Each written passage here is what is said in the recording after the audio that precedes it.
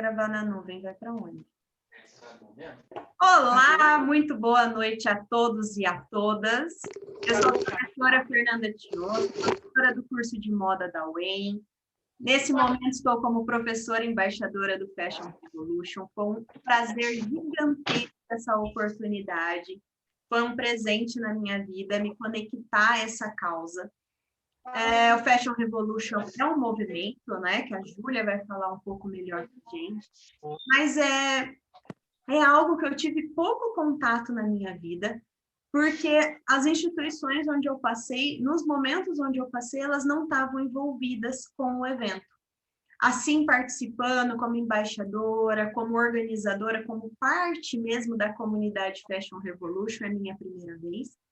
Tive um pouco de contato com a embaixadora da cidade de Covilhã, de Portugal, que é a cidade onde eu fiz meu mestrado. Eu fiz mestrado em moda na Universidade da Beira Interior, em Portugal. Tive um pouco de contato lá com o Fashion Revolution. E agora, com essa oportunidade, assim, eu me senti extremamente feliz e grata. E espero estar honrando à altura esse lugar, que a primeiro momento me deu muito medo, de não estar à altura, porque a gente sempre sabe que nessas áreas muito delicadas, quando a gente trata, né, de sustentabilidade, direitos humanos, direitos da natureza, relações de gênero, relações, né, étnicas, são áreas delicadas, são áreas onde a gente tem que aprender todos os dias e se desconstruir e mudar o seu lugar de fala todos os dias. Né? Eu tive o prazer de defender no meu mestrado uma dissertação onde eu estudo relações de gênero, a partir do estudo da história da moda no Ocidente. Então, as questões de gênero são bastante familiares para mim, mas as outras questões ainda são aí muito novas, e eu acho que o novo tem que ser novo todos os dias, né? Todos os dias a gente tem que continuar nutrindo essa sensibilidade de se assustar, né? De se sensibilizar e de se acostumar com as coisas como são, né? Nunca achar que as coisas que estão aí estão dadas, prontas e acabadas. Muito pelo contrário. A revolução começa quando olha para si e fala: eu preciso me mudar para esse mundo, para as novas gerações e para a minha vir cada vez uma nova geração nova, né? Então, essa é a minha fala de abertura, com muita alegria no meu coração. Eu primeiro gostaria de apresentar minha discente embaixadora, que é a Raíssa Brito. Ela é uma menina de ouro, eu adoro quando vó fala isso. É uma menina de ouro, eu acho que a gente tem que resgatar o vocabulário. É uma menina de ouro, sabe aquele tipo de aluna que você fala, Deus colocou ela aqui, ou as forças do universo, ou o que você acreditar. Sem ela, não sei o que eu estaria fazendo aqui, né? Então, esse tipo de aluno, esse tipo de ser humano que você já sabe que tem um futuro brilhante pela frente, está sempre no lugar certo, na hora certa. A minha equipe executora, Maria Eduarda, levanta a mãozinha, faz assim, pessoal. Daiane. Já vai. Carol. Tá, já vai. E João Gabriel. Pessoal, pedi para vocês deixarem os microfones no mudo. Eu vou mutar vocês. E João Gabriel, equipe brilhante de ouro, equipe dos sonhos, que sem vocês eu não saberia como resolver as coisas, né, pessoal? Vocês não sabem, mas a gente às vezes discutia coisas 6 horas da manhã, porque aqui o povo pula cedo e dorme tarde, né? Então, um beijo no coração de vocês, começo agradecendo essa equipe maravilhosa. E agora eu preciso agradecer a estrela da noite, que é a Júlia, que a gente conheceu ela pelo Instagram. Graças a Deus, as redes sociais conectam pessoas com um ideal. Se a gente souber usar as nossas redes, nós temos a maior ferramenta de unir seres humanos em torno de um propósito, né? Eu uso minha rede social para me conectar a pessoas que fazem o meu dia ser sempre melhor. E uma delas é a Júlia, que tem um projeto maravilhoso, é uma pessoa incrível, e agora eu vou passar a fala para ela, tá? E agradecer a todos vocês que estão aqui hoje, que vão entrando aí e se sintonizando com esse momento. Passo a fala para você. Ai, gente, obrigada. Imagina, estrela nada, somos todos. Estamos todos aí tentando fazer alguma coisa para melhorar, né, a nossa relação com a gente, com o outro, com o planeta, enfim. de uma maneira geral. Eu só tenho a agradecer pelo contato com a Raíssa, depois pelo contato com a Fer, com as outras meninas que eu ainda não conhecia, com o João, que também não conhecia, e fico muito feliz, como você bem pontuou. Eu acho que mesmo com todas as críticas que a gente faz à rede, na maneira com que a gente a trata de alguma forma, a gente não estaria aqui se não fosse pela rede, né? Então, mesmo diante de toda essa dificuldade da pandemia, se não fosse toda essa possibilidade aí dessa conexão em rede, né, a gente não conseguiria expandir e levar tantas coisas adiante como a gente está fazendo, então tem o seu lado positivo também. E eu só tenho a agradecer pelo convite, espero poder compartilhar e que seja uma noite de troca, uma noite boa para todo mundo. E já me coloco super à disposição, como falei para as meninas, eu falo para caramba, então se alguém, porventura, quiser me interromper em algum momento, vocês fiquem muito à vontade também. Eu acredito muito mais nessa troca e nesse diálogo do que nesse monólogo. Eu acho que uma das coisas que a gente precisa romper é exatamente esse monólogo, porque ele também não é falar sobre sustentabilidade, e fico muito feliz. Então, acho que eu vou começar me apresentando para quem ainda não me conhece. Eu falo que hoje é um rolê muito louco conseguir uma definição única, né? Eu falo que quando a gente viaja, vai preencher aqueles cartões de profissão, eu falo, caraca, e agora? Que profissão que você coloca nisso daqui, né? Porque a gente aprende a fazer tanta coisa na vida que a gente vai por momentos. Mas hoje eu estou, né, professora e comunicadora de moda e sustentabilidade. A minha primeira formação foi em comunicação. Eu trabalho no mercado de moda há mais de 15 anos, comecei trabalhando com moda no mercado tradicional, como a gente acaba sempre falando, né? Passei aí por grandes corporações, trabalhei com Arezzo, Farm, várias outras marcas, o que foi muito positivo, porque me fez compreender como essas estruturas funcionam, né? E como esse formato produtivo acontece.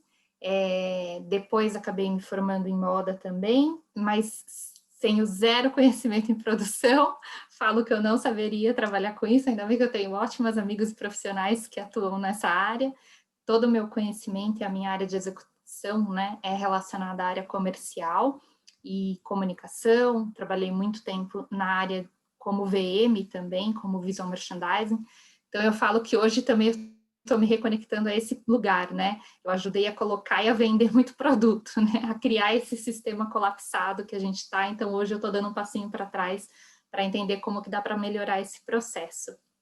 Hoje eu trabalho aí como mentora para marcas e projetos que queiram falar sobre sustentabilidade, né? Tanto introduzindo e redirecionando esses projetos em prol da sustentabilidade, quanto em fortalecer esses projetos. Eu também tenho aí a alegria de hoje poder escrever para alguns portais, como o Fashion Revolution, o portal Ecoera, sempre trazendo também essa reflexão de como a gente pode pensar melhores formatos para o presente, né? Porque o futuro ainda está um pouquinho distante, talvez se a gente resolver o presente, a gente tenha um futuro um pouco melhor. E sigo aí em rede, sempre trocando, também aprendi a usar o Instagram nesse sentido de troca, né? Não para trabalhar para o Instagram, mas trabalhar com o Instagram e junto com as pessoas que estão nele. E é isso. Bom, o meu contato com o Fashion Revolution foi lá atrás, logo no primeiro encontro do movimento aqui no Brasil. Na época, eu ainda estava no mercado tradicional, trabalhando como VM, eu sempre trabalhei em paralelo também com o desenvolvimento. Eu não gosto muito da palavra treinamento, mas na época era o que operava, esse treinamento profissional. Então, eu facilitava, digamos assim, treinamento de moda, produto e vendas. E já tinha uma certa facilidade com essa relação de educação, e depois cheguei à área de educação efetivamente, fui dar aula, trabalhei alguns anos no Senac, e foi quando eu comecei a me interessar e a abrir esse olhar para a relação de sustentabilidade. E aí, na época, o movimento estava chegando, né, se expandindo, estava tendo a sua sede, a sua casinha aqui no Brasil, já com a Fessimon e com a Elo, e eu participei desse primeiro encontro, e para mim foi um divisor de águas, porque foi onde eu comecei a, de fato, tentar entender, né, todas essas diversas problemáticas que permeiam o setor que a gente atua, que não são poucas, que não são fáceis, mas que foram aí descortinando um pouco, eu fui tentando entender. Bom, para quem está chegando e ainda não conhece o movimento surgiu em 2013, por conta de um dos inúmeros acidentes que costumam acontecer na indústria da moda. Esse acidente específico foi em Bangladesh, onde um prédio desmoronou. Ele é um prédio que já apresentava diversas problemáticas estruturais, né, numa região já bastante deficitária, digamos assim, com relação a legislações trabalhistas ou estruturas efetivamente, né, na construção civil e diversos outros fatores. E nesse acidente, mais de 1.000 pessoas morreram, mais de 2.000 ficaram gravemente feridas, enfim, perderam aí a sua possibilidade de fazer dinheiro de alguma maneira, porque algumas nem podem mais trabalhar. Muitas ficaram completamente desalentadas, né, sem qualquer amparo aí, por conta dos trabalhadores, das empresas que as contratavam, digamos assim, se é que a gente pode chamar aquilo de contrato, e isso na época ganhou uma grande repercussão, inclusive foi o motim de um documentário que eu não sei se alguém já assistiu, mas se alguém tiver a curiosidade de assistir, chama The True Cost, é um documentário que traz aí de uma maneira muito clara, né, muito transparente, digamos assim, todo esse ocorrido. E eu falo que para quem ainda não está tão familiarizado com relação às problemáticas do setor, é um soco no estômago, né? Porque é um documentário que ele te traz aí todas as imagens, os diálogos, os discursos de como as coisas vêm operando. Para contextualizar, eu acho importante a gente falar que hoje boa parte da nossa produção mundial é realizada em países que têm aí as suas possíveis leis trabalhistas ou ambientais mais afrouxadas. Então, essa produção em Bangladesh não é por acaso, né, não foi escolhida aleatoriamente no mapa, é porque, de fato, é uma região onde se consegue concentrar uma produção bastante grande de boa parte do vestuário que é comercializado no mundo inteiro, né? E a gente está falando aí de empresas que foram citadas, que são grandes varejistas do mercado, né? Não são empresas pequenas, são empresas que alocaram as suas produções ali com o intuito de realmente produzir mais barato para ter uma maior margem de lucro. Bom, depois disso o movimento surgiu, né? Surgiu aí com a pergunta mais icônica, que é quem fez as minhas roupas, no sentido de provocar, né, a sociedade civil a começar a entender e a se mobilizar de onde que a roupa que a gente usa vem, né? A gente nunca parou para pensar nisso. A gente começou há pouco tempo a questionar a parte do alimento, mas ainda assim de uma maneira muito enfraquecida, principalmente dependendo da região, né? A gente vive num país absurdamente desigual, no mundo também, mas a gente começou a ter alguns incentivos aí a começar a investigar um pouco mais a origem das coisas, né? Ou seja, a gente parar de dividir o mundo entre produtores e consumidores, né? A gente começar a olhar para o mundo onde somos pessoas que produzimos e pessoas que eventualmente consumimos. Então, a gente começar a olhar um pouco enquanto cidadãos. Bom, essa pergunta cresceu, o movimento desse ano tem outras questões que trazem aí outros fatores para serem investigados, né? Então, qual é a cor das pessoas que costuram as nossas roupas, para quem essas roupas estão sendo feitas, então se elas atendem aí uma pluralidade de corpos e coisas do tipo. O movimento vem crescendo, ele está presente em vários países do mundo todo. Como eu falei para vocês, eu fico muito feliz em hoje poder aí ter essa troca junto com o movimento, poder escrever de alguma maneira, ali compartilhar um pouco de algumas reflexões, e fico muito feliz em cada pessoa que vai fazendo parte, né? Então, a Fer, que se tornou embaixadora, a Raíssa, e todo mundo que vai transportando isso um pouquinho para o seu universo, né? Eu falo que, assim como a Fer, eu também não tive, né? Hoje, olhando para a minha formação, a gente não falava sobre sustentabilidade, né? A gente não usava nem esse termo praticamente. E então a gente entende o quanto a gente precisa falar cada vez mais. Inclusive, um dos primeiros artigos que eu escrevi com o movimento foi exatamente trazendo esse questionamento perante a educação, enquanto a educação é um agente fundamental para a gente transformar já na base como que a gente insere esses profissionais no mercado, né? Porque como que a gente está falando também de um consumidor final, de uma pessoa que consome, se a gente não está dando aí instrumentos para que esses profissionais entrem no mercado também com um outro olhar, né, com outro viés e com uma outra provocação. Então, acho que já fica o convite para quem ainda não conhece o movimento conhecer, para quem conhece fazer parte cada vez mais e atuar de alguma maneira do jeito que puder. Bom, meninas, posso compartilhar minha apresentação? Claro, fica à vontade, Júlia. Vou abrir aqui, me sinalizem se vocês estão vendo. Tudo certo aqui. Certinho, Júlia. Bom, gente, volto a falar, se alguém quiser me interromper, fica à vontade, tá? Vocês viram que fala, não é à toa porque eu me formei em comunicação há alguns anos. Bom, gente, acho que eu gosto muito dessa relação de pensar a sustentabilidade enquanto relacionamento, né? Acho que a gente faz até essa conexão com a própria rede que a gente começou a falar, né? Esses dias eu estava falando com uma outra amiga, né, do quanto a gente precisa usar a rede como rede, né? A gente precisa estar na rede como rede, de fato, se conectando, né? Se relacionando. Quando a gente fala sobre sustentabilidade, a gente percebe que hoje é uma palavra que ela está quase também caindo num certo esvaziamento, né? A gente fala muito, né, a palavra sustentabilidade, assim como a gente falou muito a palavra propósito, a palavra feminismo e diversas outras, e a gente sempre precisa tomar um certo cuidado para esse esvaziamento não cair num limbo ali, né, para que a gente perca de fato o real valor daqueles termos. Eu gosto sempre de voltar um pouquinho para a gente entender como que esse conceito surgiu, né? Então, quando a gente pensa em sustentabilidade, é importante a gente lembrar que o termo começou a ser citado, apesar de hoje ser aí meio que cooptado pelo marketing de uma maneira tão feroz. A gente começou a falar sobre sustentabilidade lá nos anos 70, algumas teorias encontram até um pouco antes disso, mas ela ficou um pouco mais popular ali numa conferência da ONU, onde a gente já começou a entender que a maneira com que a gente vinha produzindo, né, colocando esses produtos no mundo, consumindo de uma maneira cada vez mais rápida, ia dar ruim em algum momento, né? A gente tem aí como principal definição a relação de que sustentabilidade está atrelada ao fato de que eu consigo viver hoje, né, ou seja, produzir, viver, consumir e descartar, entre aspas, de uma maneira que eu não prejudique gerações futuras, mas claramente a gente percebe que a gente vem falhando nesse conceito, né?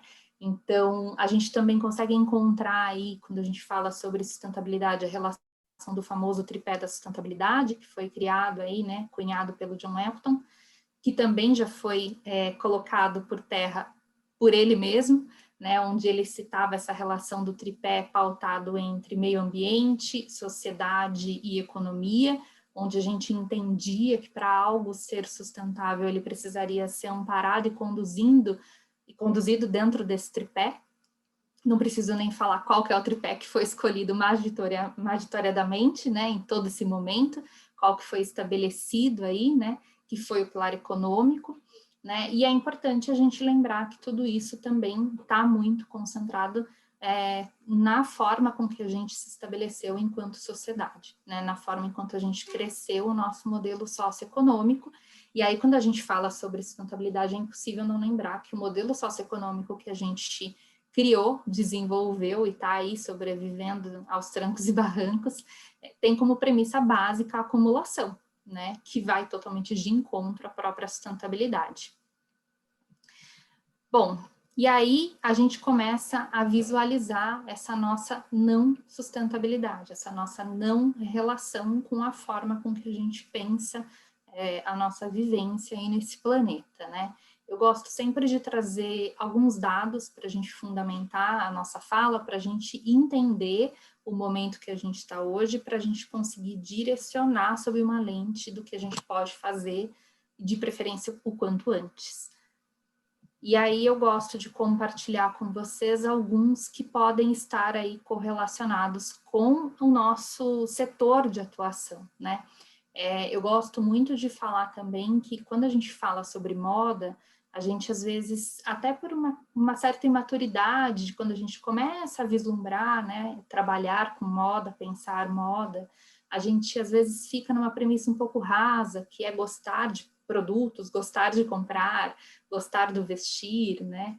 E a gente, às vezes, esquece que ela é um reflexo muito característico, muito real, muito verdadeiro da nossa construção social, né? Então, a gente não tem como desassociar, a gente não tem como não olhar para outros setores, outros cenários, outras coisas que estejam acontecendo e não entender que isso vai se refletir na nossa maneira de pensar, fazer moda. Bom, um dos primeiros dados que eu gostaria de compartilhar, que é um dos mais evidentes, principalmente para a gente vivendo nesse país, é essa relação, né, da agropecuária, da agricultura e da pecuária, enquanto personagens aí desse grande índice de desmatamento, né? A gente tem aí um dado do Greenpeace que aponta que cerca de 80% seja proveniente dessas atividades.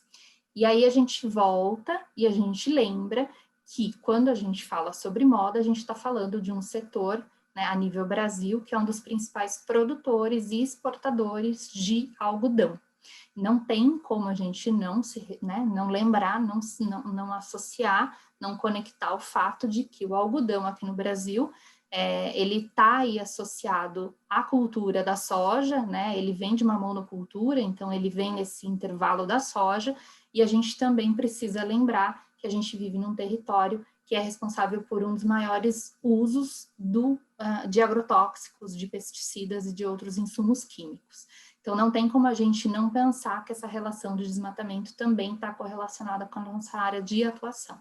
Por mais que hoje a gente tenha aí alguns possíveis avanços em algumas certificações, a gente tem algodão responsável, a gente tem algodão BCI, o Brasil é um dos principais provedores do algodão BCI, mas a gente não pode deixar de olhar com muita atenção para como está sendo o manejo dessa matéria-prima.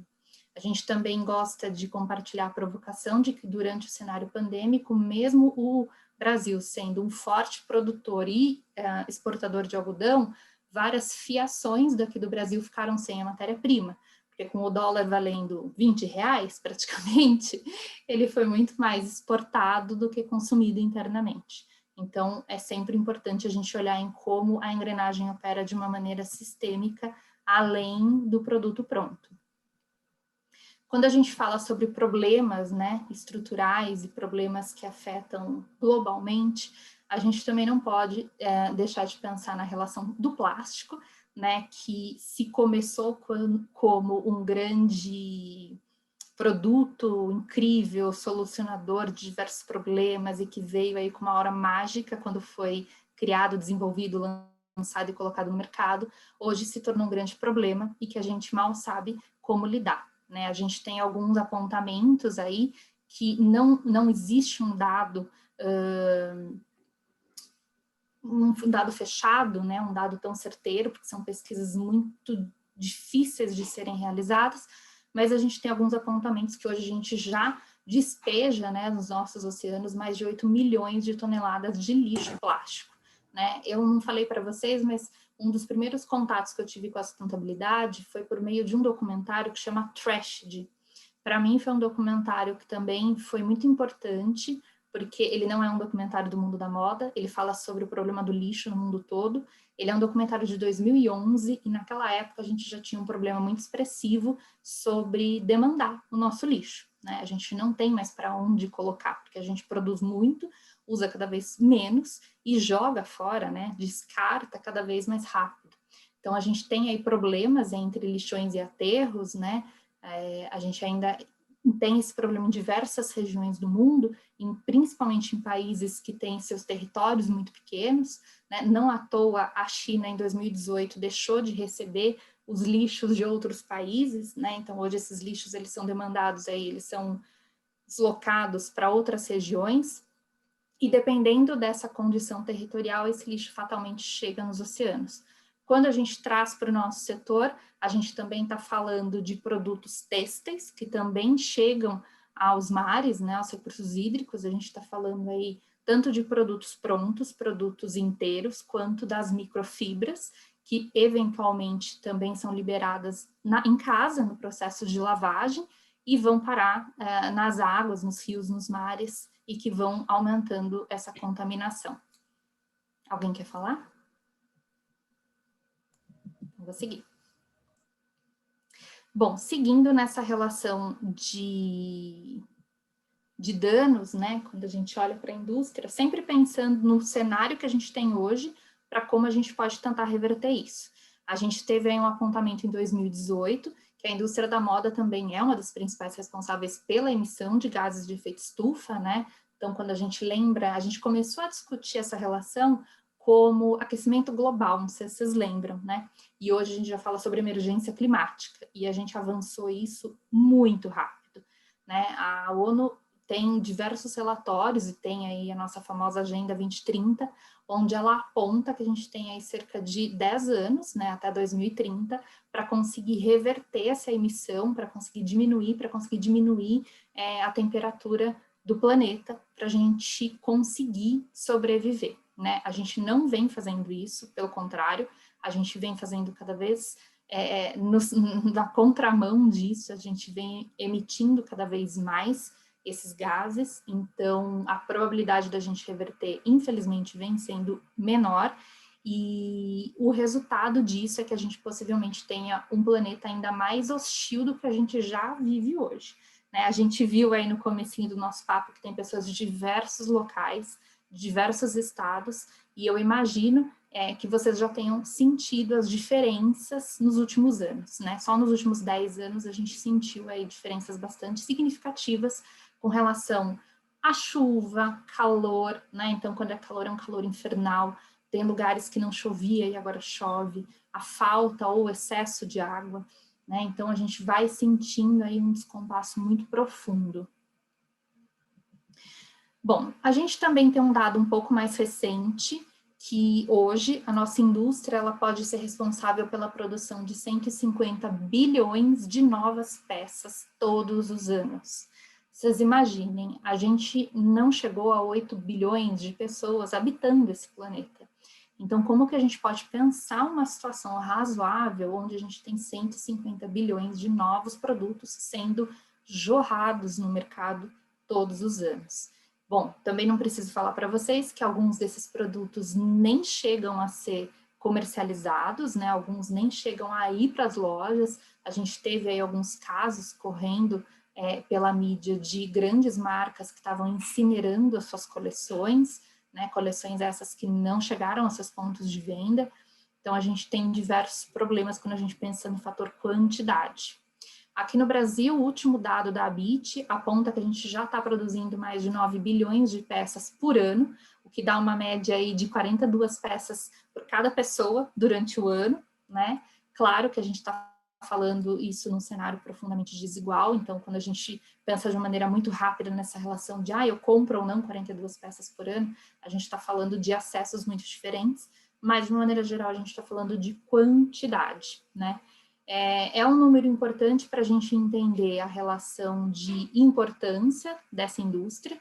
A gente está falando a nível Brasil, então o Brasil hoje é um dos únicos, se não único, se não me engano, país do Ocidente que tem toda a sua cadeia produtiva completa, que produz matéria-prima e que comercializa, tem as suas semanas de moda e tudo mais, então ela passa por todos os estágios, né? A gente não precisaria depender, digamos assim, de nenhum estágio exterior. Não à toa, a gente também consome boa parte desses produtos, além de produzi-los, né? Algo em torno de quase 80%. Então, a gente importa, mas a gente consome mais do que é produzido aqui dentro e também exporta algumas coisas, né? Então, a gente está falando de uma indústria que tem a sua importância, mas a gente também está falando de um cenário que vem sendo cada vez mais desigual, né? A gente produz muito, a gente não dá acesso para todo mundo e a gente não paga ou remunera todo mundo da devida forma. Depois a gente vai falar um pouquinho sobre isso. Bom, a gente tem uma estimativa aí, né, do Global Fashion Agenda que a gente tende a aumentar o consumo aí de peças em até 63% até 2030, que também é a nossa Agenda 2030 estabelecida pela ONU. Eu tive o prazer de participar do último encontro ano passado, antes da pandemia explodir no Brasil, digamos assim, as intenções, elas são muito audaciosas, a gente tem aí os ODS, né, entrando com muita força, que são os Objetivos de Desenvolvimento Sustentável, onde a gente entende aí possíveis métricas para a gente conseguir implementar essas ações. Eu convido todo mundo a acompanhar, para quem ainda não conhece, no site oficial tem todas as informações de uma maneira muito, muito clara, muito objetiva, muito prática e muito pontual da gente entender essa nossa relação de consumo, produção, enfim, essa nossa relação com o planeta e com a forma com que a gente vive. Bom, seguindo nessa relação de relacionamento com os nossos produtos, o nosso vestir, as coisas que a gente produz e coloca no mundo, a gente também tem alguns apontamentos da Fundação Ellen MacArthur, que é uma das principais fundações quando a gente fala sobre circularidade, em que hoje a gente tem uma estimativa de que cerca de um caminhão de lixo têxtil possa estar sendo encaminhado para aterros ou incinerados a cada segundo. Então, vocês pensem aí numa estimativa média, só do tempo aqui do nosso papo, quanto que a gente já não estaria destinando de forma incorreta, né?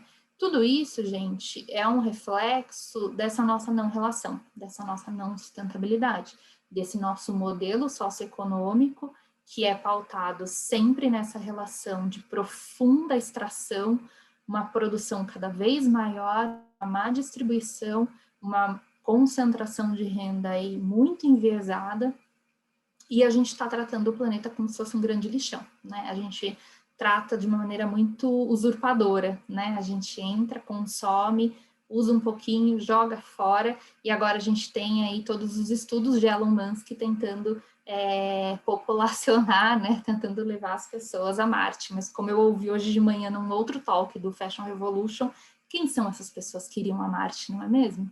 Não seriam as mesmas pessoas que também estão explorando esse país? Então, esse país ficaria para quem? Para quem hoje já é mal remunerado e já vive à sombra do que é a grande indústria.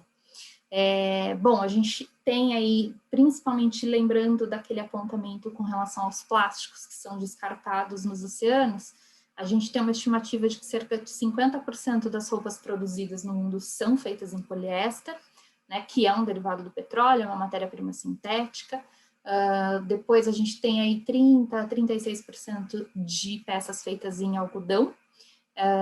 Importante a gente olhar para essas duas matérias-primas. Sei que amanhã a gente tem fala de Marina por aqui, que também fez brilhantemente, desenvolveu um relatório incrível, que ela, claro, vai poder falar muito melhor do que eu, onde a gente consegue entender quais são os impactos desses dois materiais aí, que são os dois principais do setor industrial mundial, né? Mas quando a gente fala em poliéster, a gente está falando de uma matéria-prima que não tem uma extração positiva, o seu uso tem diversos problemas, a gente tem aí a liberação dos microplásticos, como a gente falou, né, das microfibras, que hoje a gente não tem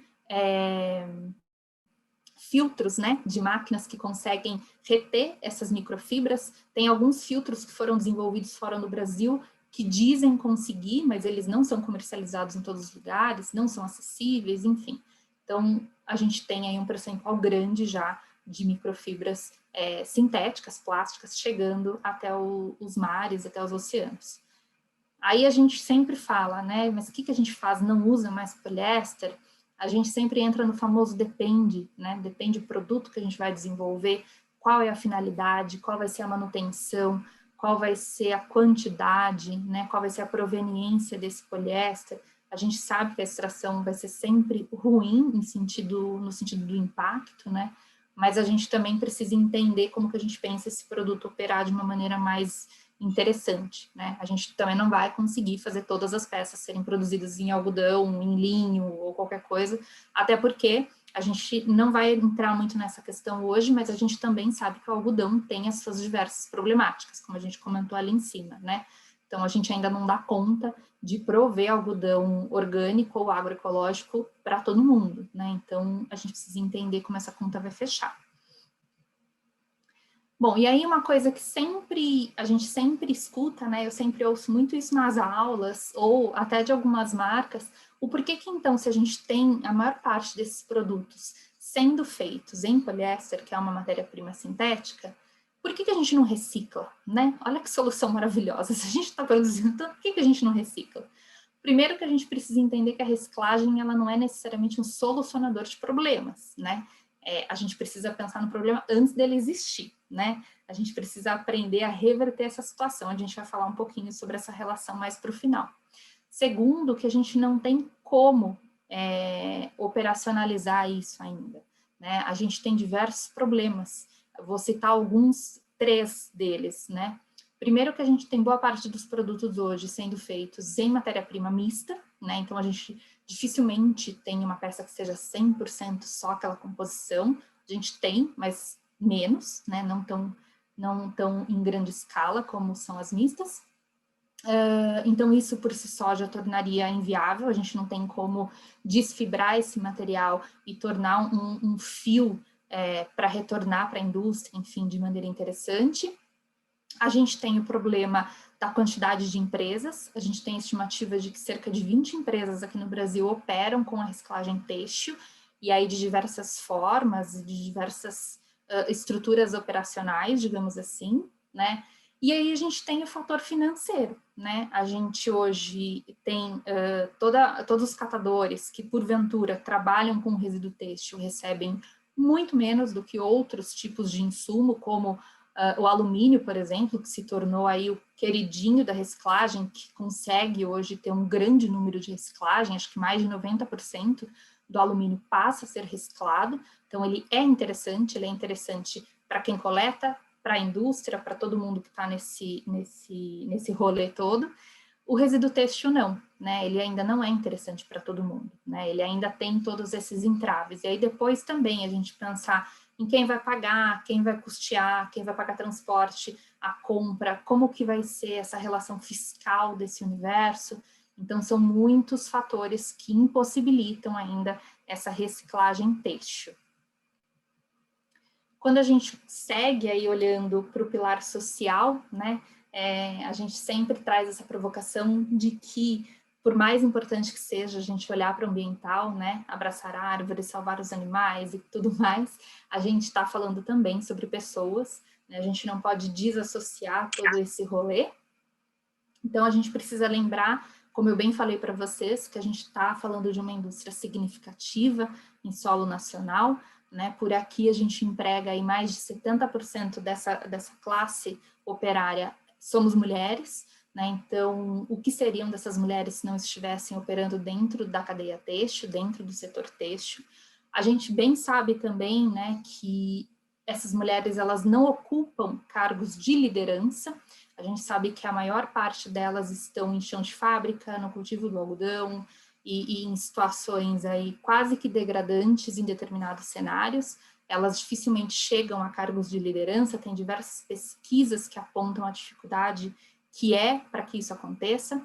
A gente também sabe que quando a gente faz o recorte racial, isso é ainda mais problemático, porque a gente sabe que as poucas que chegam a alguns possíveis cargos de liderança são mulheres brancas, dificilmente são mulheres negras. Então, a gente entende que tem muito para a gente caminhar aí, para a gente descentralizar de fato quem que cria, operacionaliza e coloca a moda no mundo para rodar. Bom, alguns apontamentos também nos lembram que a gente está falando de um dos setores que mais emprega no mundo todo, né? E aí, quando a gente fala em empregar, é um verbo muito relativo de acordo com a região, porque a gente sabe que tem regiões com legislações vigentes e outras nem tanto. Então, como foi o próprio caso de Bangladesh, como a gente falou, e de diversos outros países asiáticos. Aqui no Brasil, a gente tem uma legislação trabalhista um pouco mais contundente, um pouco mais incisiva. A gente tem alguns mecanismos aí que tentaram ser afrouxados nos últimos anos, mas a gente tem bons trabalhos. Eu não sei como está a atuação dele hoje, mas em um dos últimos encontros do Fashion Revolution, eu acompanhava muito o trabalho do Carlos Bezerra, que é um deputado, em prol dessa relação trabalhista no setor da moda.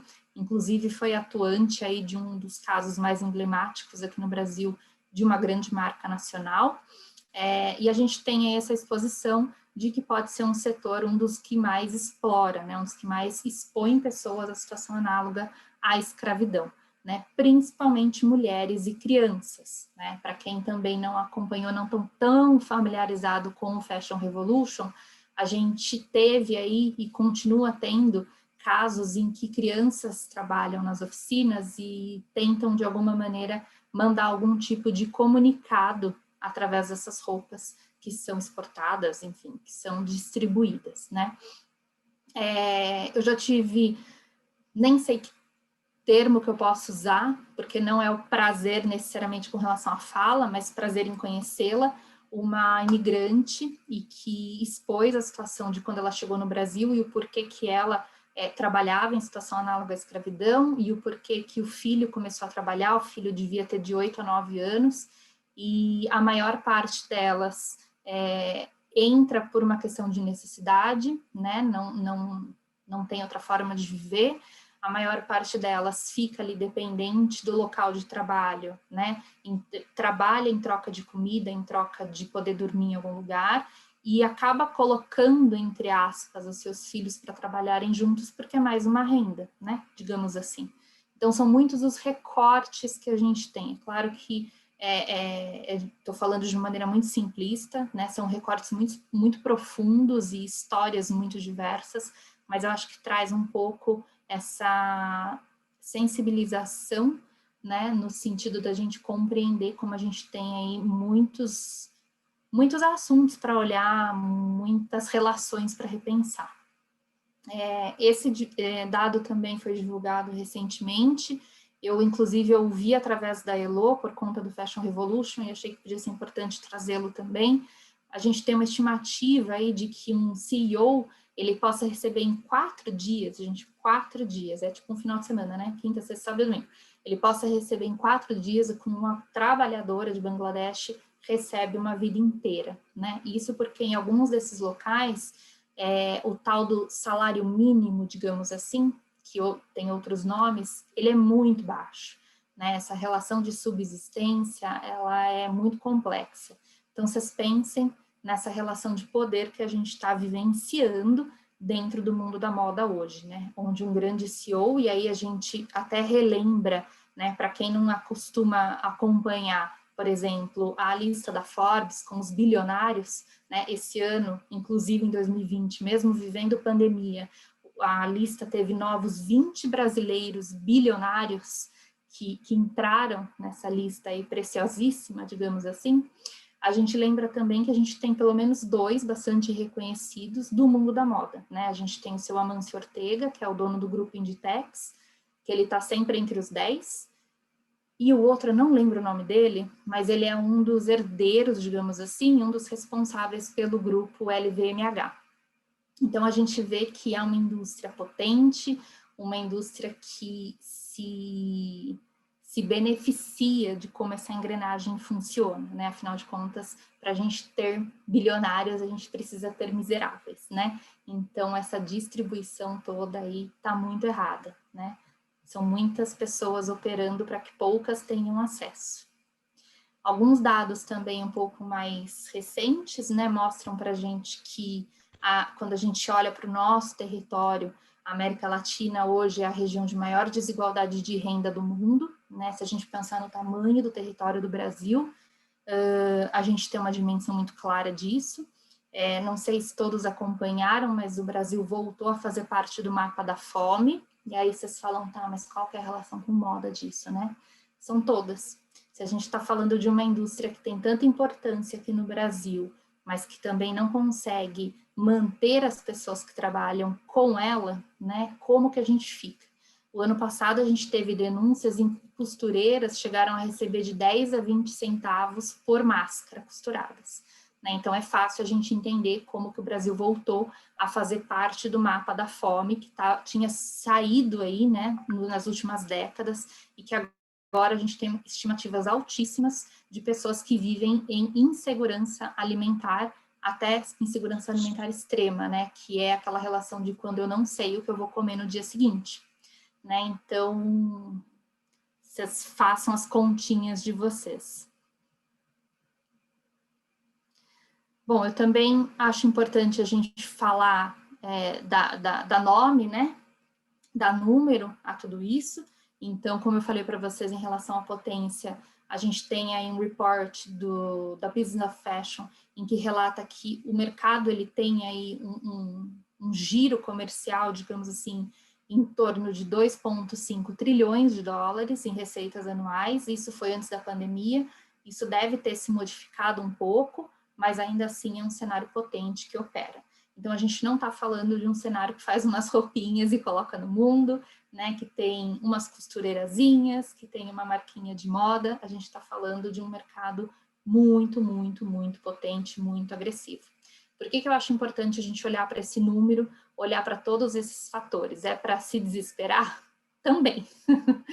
Mas também é para a gente lembrar que a gente está falando de uma potência, que para a gente inserir essa relação sustentabilidade, onde a gente traz provocações sistêmicas, a gente vai ter que travar aí algumas lutas, né? Afinal de contas, a gente está falando, entre outras coisas, em estabelecer tetos de crescimento, por exemplo, né? A gente hoje vive num crescimento infinito num planeta finito, né? A gente vem usando muito mais recursos, tanto recursos ambientais, naturais, quanto recursos humanos, do que a gente consegue regenerar, digamos assim, né?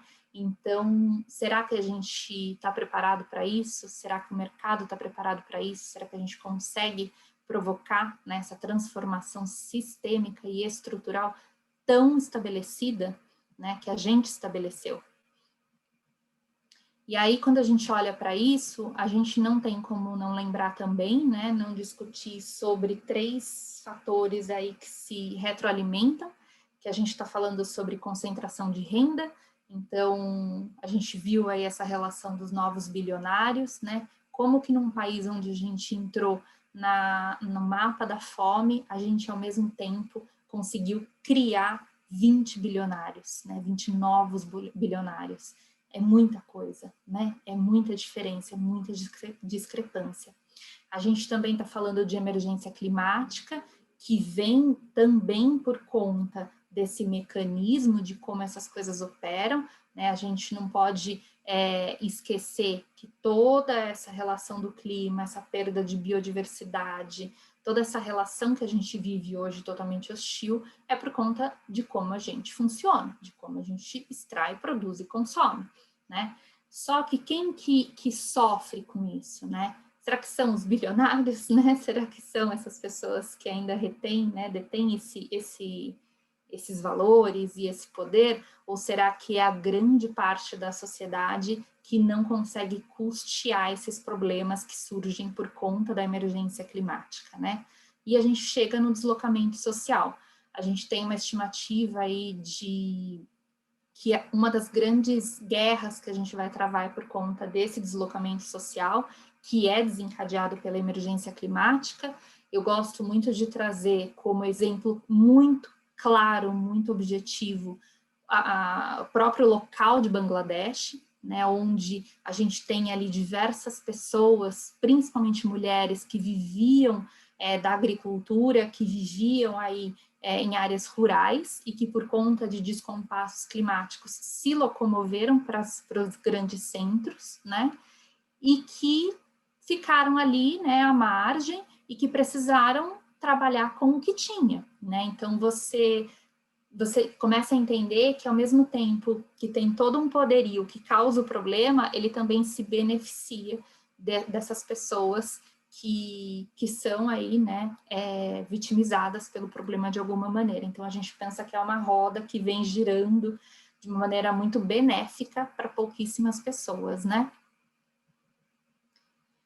Bom, eu gosto muito dessa fala que eu ouvi através de uma amiga, da Dani Delfini. Também conheci pela rede, tive o prazer, assim como o Fer bem pontuou no começo, onde ela fala que hoje a gente chegou num momento que não adianta mais a gente já não criar impacto. A gente está num momento de tanto extremo que a gente precisa gerar impacto positivo. A gente precisa consertar um pouco de tudo isso que a gente fez de alguma maneira, né?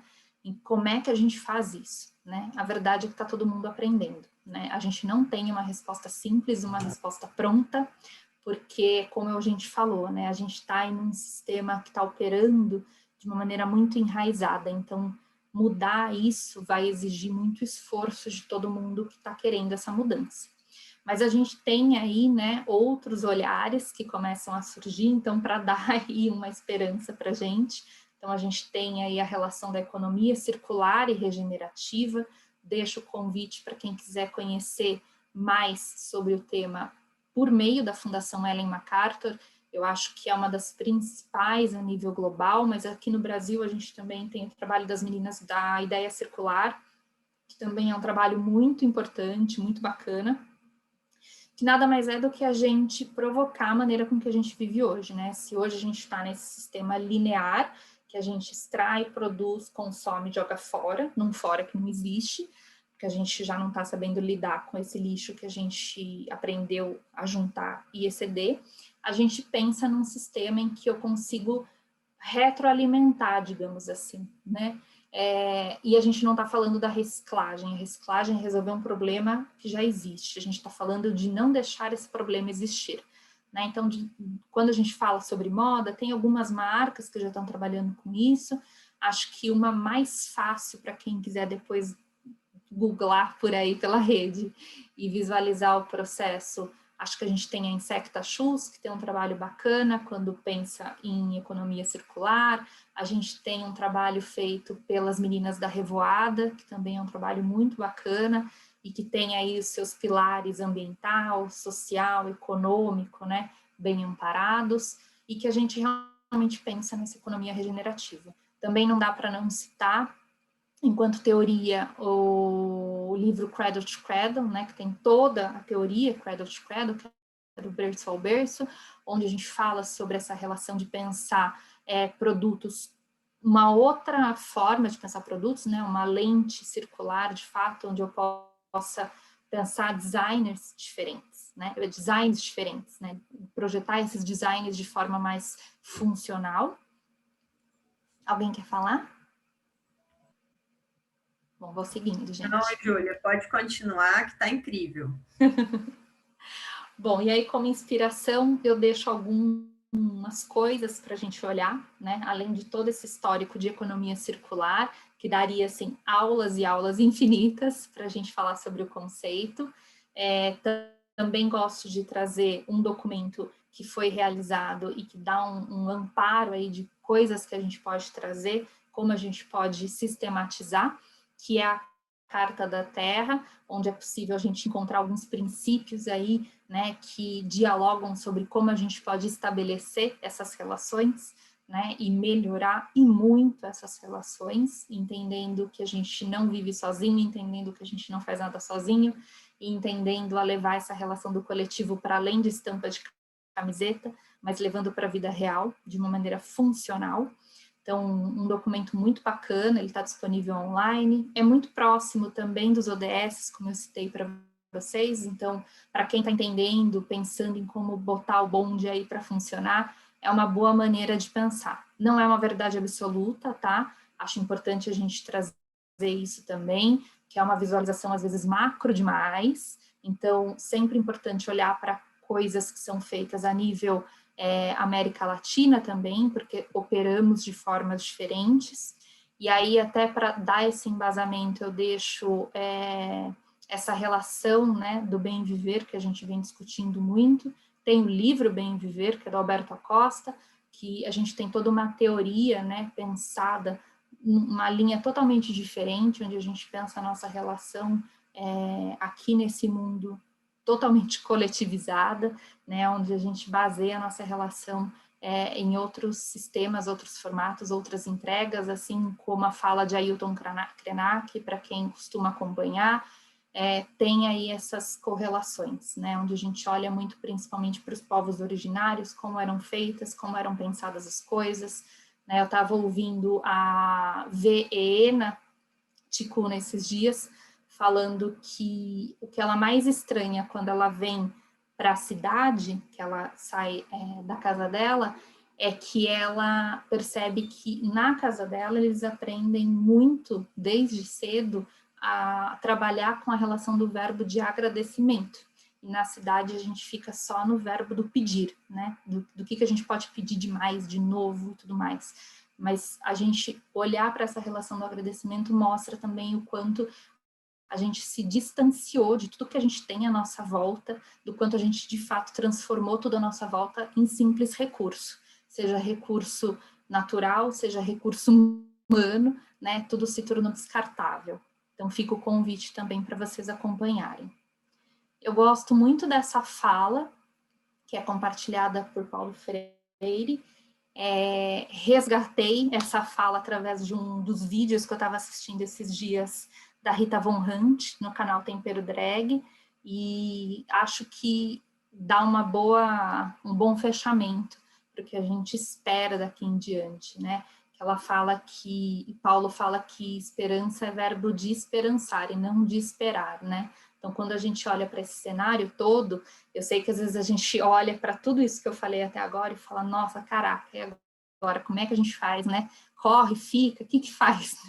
Porque chegamos a tantos extremos e chegamos a tudo tão caótico, né? Que a gente faz então, né? A gente não pode se paralisar, a gente não pode ficar esperando para que as coisas aconteçam, né? A gente precisa agir para que as coisas sejam revertidas, né? Então ele fala que esperança não é sobre esperar que algo aconteça, é sobre a gente se organizar, né? A gente se mobilizar aí enquanto classes para que a gente possa de fato colocar essas lutas para andar, para que a gente possa de fato fazer as coisas acontecerem. Não vai ser do dia para a noite, não vai ser rápido, não vai ser simples, mas a gente precisa se articular, né? O movimento Fashion Revolution é um movimento em articulação, né? Que possui aí um fio condutor para que de fato a gente possa transformar. O que a gente está fazendo hoje, todas as 100 pessoas que estão aqui também estão sendo parte dessa mudança de alguma maneira. Então, é isso que a gente precisa fazer, a gente não pode se paralisar, né? Principalmente hoje, que a gente vive todo esse descompasso, no meio de uma pandemia, o Brasil estando entre um dos piores representantes no cenário pandêmico, com pouquíssima ou nenhuma ação eficiente para controlar isso.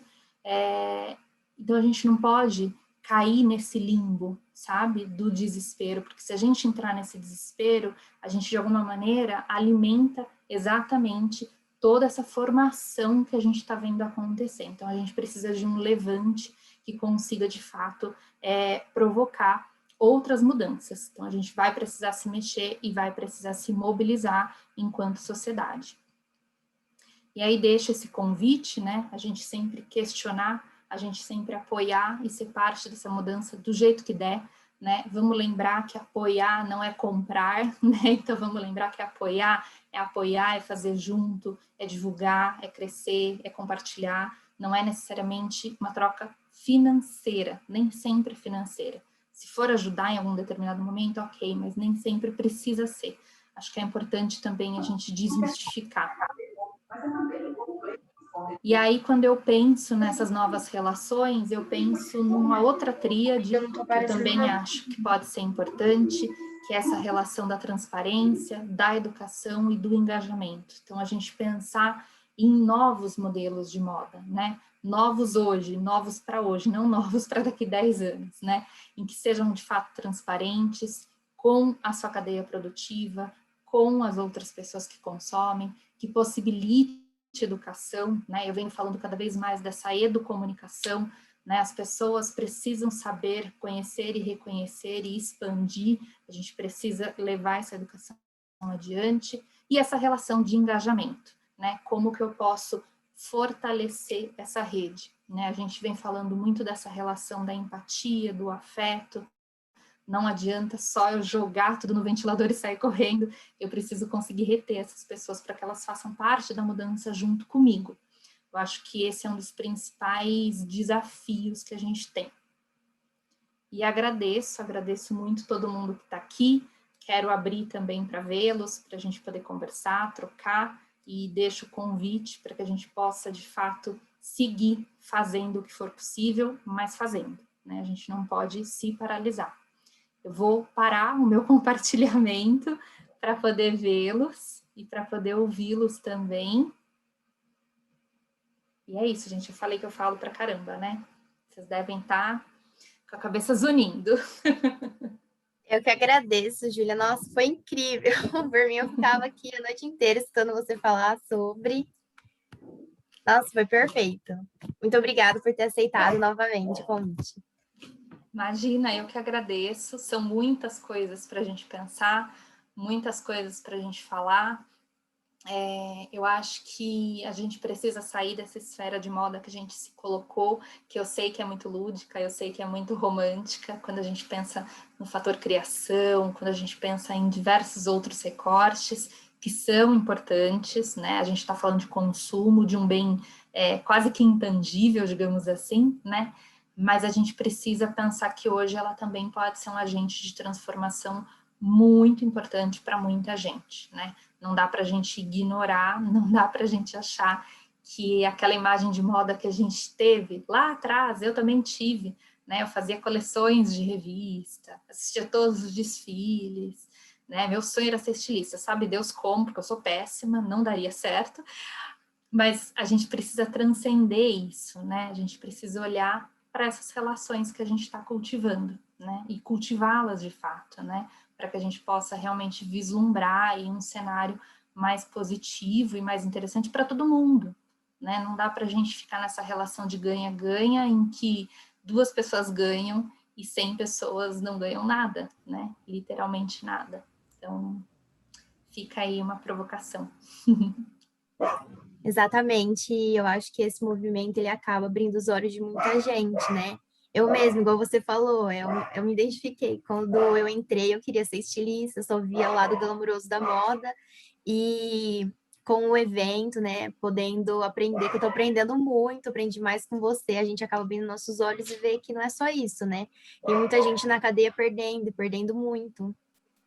E a gente tem que ajudar elas de alguma forma. Eu acho que esse movimento ele acaba, de uma certa forma, ajudando muitas pessoas, né? Mesmo que a gente não tenha tanto acesso aos números, acho muito importante a gente continuar disseminando essa parte.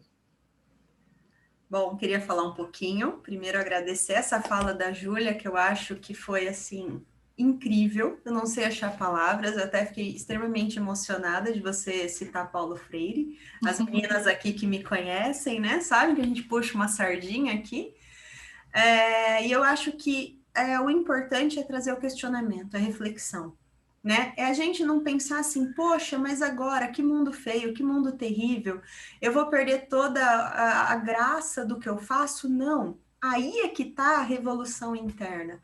Como encontrar beleza, né? Beleza estética, beleza nesse mundo com outros fazeres, com outros caminhos, com outras opções, né? Aonde você ainda assim coloca o belo no mundo, mas que esse belo no mundo seja colocado de forma que traga significativa, né? Traga significado para a existência.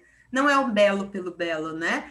Mas sim algo que além de trazer ser bonito como uma peça, ser usável, ser funcional, faça bem para o mundo, né? Bem para uma cadeia, transforme pessoas, transforme vidas, né, Júlia? Eu acho que você conseguiu deixar isso muito claro na sua fala, que a gente não pode perder a esperança, né? Falar, nossa, então agora tudo é feio, acabou, o que eu estou fazendo aqui? Agora é a hora de fazer aqui, né? É perceber outros caminhos, outras possibilidades, né? Expandir o olhar.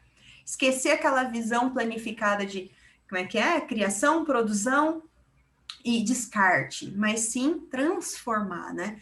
E eu acho que tem caminho aí, tem opção para muito, e nós precisamos mais do que nunca do que, né, Júlia, de criadores. Exato. Né? O mundo precisa de designers do novo mundo. Qual é o mundo que nós queremos projetar? Essa é a pergunta, né? A gente não cabe mais no mundo dado, a gente vai criar o mundo que nós queremos. E essas redes de compartilhamento unem pessoas que têm ideais, pensamentos, né? Parcerias, negócios, podem surgir de uma sala como hoje, né? Exatamente. Na semana do Fashion Revolution de 2019, eu tive o prazer de lançar um guia que eu tinha feito na época, que surgiu muito dessa vontade de falar, tá, a gente está falando sobre isso, então onde que estão essas pessoas, né, que estão pensando de uma maneira diferente, que estão produzindo outras modas, né? E aí eu fiz uma pesquisa, né, ao longo aí de pelo menos um semestre, com algumas iniciativas que estavam acontecendo principalmente no Brasil, em prol dessa relação de uma moda mais sustentável, né? E aí foi um projeto muito bacana, muito trabalhoso também, mas muito bacana, porque daí o guia veio ao mundo, tem mais de 200 iniciativas, Infelizmente, por conta do cenário pandêmico, algumas fecharam, ele inclusive vai passar por uma atualização, mas foi um start muito interessante para conhecer, lá no meu perfil eu tenho o link para quem quiser dar uma olhada, para conhecer quais são esses projetos, exatamente como a Fer colocou, porque a gente não pode olhar para isso e falar, nossa, e agora? Vou sentar e vou chorar.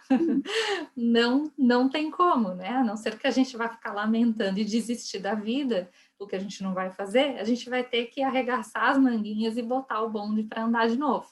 Então, essas iniciativas vieram muito para que a gente conseguisse entender quais eram esses projetos acontecendo. E é muito legal porque, dentre eles, são de diversos setores, diversos segmentos, então, são projetos que trabalham, seja com matéria-prima de menor impacto, seja com um trabalho social mais significativo, enfim, que tem alguma entrega de valor realmente interessante. Então, foi um exercício muito importante para já conseguir mapear que tem muita gente fazendo, né? Então, se tem muita gente fazendo, é possível fazer.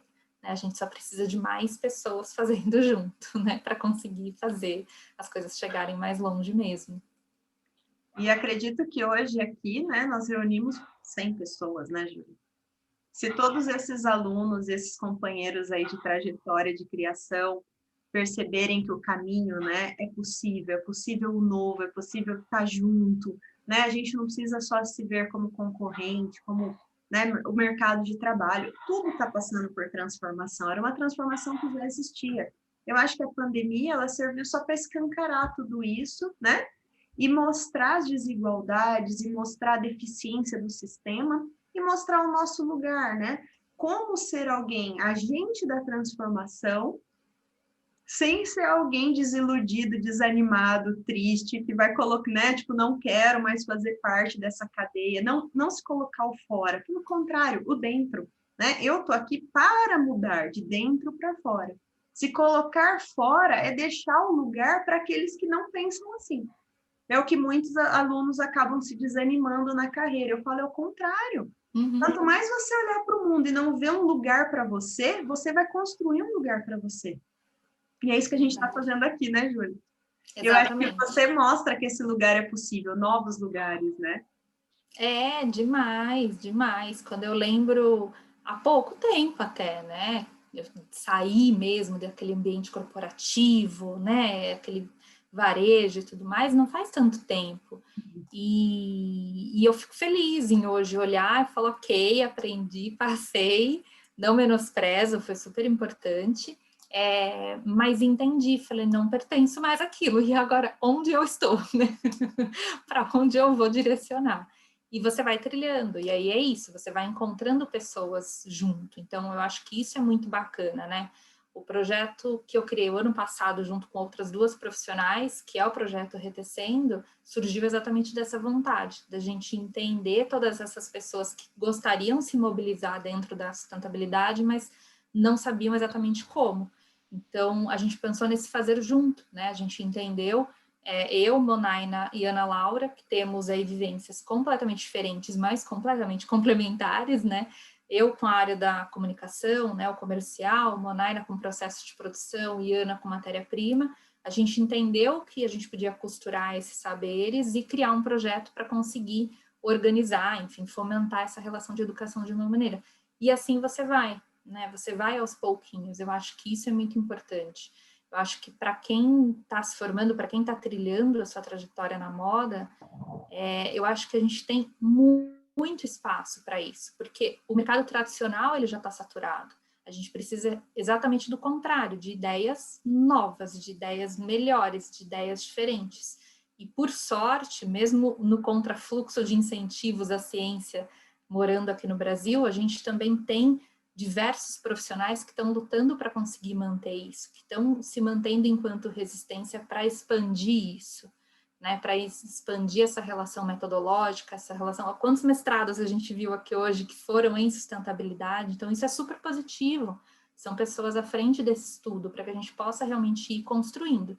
Não vai ser de um dia para o outro, mas é um processo importante que a gente precisa trazer para si, né? Oi, boa noite. Será que está aberto o microfone? Oi, Eliane, boa noite. Assim, Oi, prof. Muito ah, bem-vinda. boa noite a todos. Boa noite, Júlia. Boa noite. Parabéns por sua fala. Achei, assim, fantástica. Fui concordando com absolutamente tudo. Concordo com todos os pontos apresentados. E eu gostaria de fazer um questionamento, assim, acredito que é mais uma reflexão, mas que vem ao encontro da proposta que você nos deixa. A sustentabilidade nos últimos anos, ela tem avançando muito, principalmente na esfera ambiental, porque é onde nós temos uma legislação um pouquinho mais rígida, um pouquinho mais atenciosa, né, que vem tratar da questão dos resíduos, enfim, das águas, mas na questão social, que foi um ponto muito importante que você mencionou, que é o aumento agora da fome no Brasil, do desemprego, né, e uma série de questões que estão totalmente relacionadas com o vestuário, como você disse, e que eu creio que isso não é uma visão que eu tenho, e é isso que eu quero saber a sua visão também. Nos próximos anos, eu creio que há uma probabilidade muito grande de se acentuar esse cenário, né, da questão da mão de obra e do salário e dos direitos trabalhistas, que nos últimos anos nós perdemos muito, muito, muito dos direitos trabalhistas. E na indústria de confecção, eu vejo que nós temos uma questão muito séria, que a maioria dos funcionários são mulheres, e geralmente essas mulheres são o sustento que levam sustento para casa, né? Então, assim, diante de todo esse cenário, você acredita ou você visualiza, conhece ações efetivas para aumentar a atenção para essa esfera social? Você conhece alguma ação que diz assim, olha, de fato isso acontece, ou não? Porque eu penso que nós estamos nesse caminho de reflexão, mas eu vejo, Júlia, o que eu sinto, assim, eu tenho um incômodo muito grande, é que nós precisamos colocar isso em prática. Então, já tem todo um movimento que vem ao encontro de identificar práticas, ações, possibilidades, mas como colocar isso efetivamente em ação, principalmente em um cenário como esse que nós estamos vivendo. Seria essa a minha questão. E, novamente, parabéns por sua fala e muito obrigada por estar conosco nessa noite. Não, imagina, Eliane, eu que agradeço muito. E, olha, são muitas as coisas a se pensar. Eu acho que alguns fatores que eu fui ouvindo você e que eu gostaria de expor também. Eu, por muito tempo, me distanciei um pouco de alguns movimentos, eventos, encontros e qualquer coisa do tipo, porque alguns ficavam muito nessa esfera da reflexão. E eu falava, tá, gente, a gente já sabe, a gente já ouviu, a gente já falou, a gente repetiu, e aí? O que a gente vai fazer então, né? Então, eu acho que sair dessa esfera da reflexão é fundamental, como você bem pontuou, porque, né, tudo bem que a gente está aqui numa bolha, entre aspas, onde a gente está tendo esse acesso à troca, à informação e coisas do tipo, a gente tem acesso à educação, que é uma coisa que a gente ainda não tem acesso a todas as pessoas, então a gente já está ciente desse problema, a gente precisa agir, né, realmente fazer as coisas acontecerem. Eu vejo poucos movimentos, mas vejo, como você bem colocou, a gente perdeu acesso a diversas relações trabalhistas. O último governo Temer, se não me engano, eu vou trazer nomes, porque eu não me lembro do ano, tá? A gente teve uma flexibilização aí com relação à fiscalização trabalhista, por exemplo, né, onde se desconfigurou um pouco o que podia ser colocado como fala, como quando você flagrante. Então, tudo isso dava uma certa abertura a práticas que a gente sabe que acontecem, né? Então, isso sim fez parte aí de um desmonte, né? Volto a falar, esse desmonte beneficia determinadas pessoas, a gente não pode descolar essa realidade, né? Porque, claro que enquanto alguns são beneficiados, outros não vão ser, e a gente vai criar entraves aí para que isso não aconteça.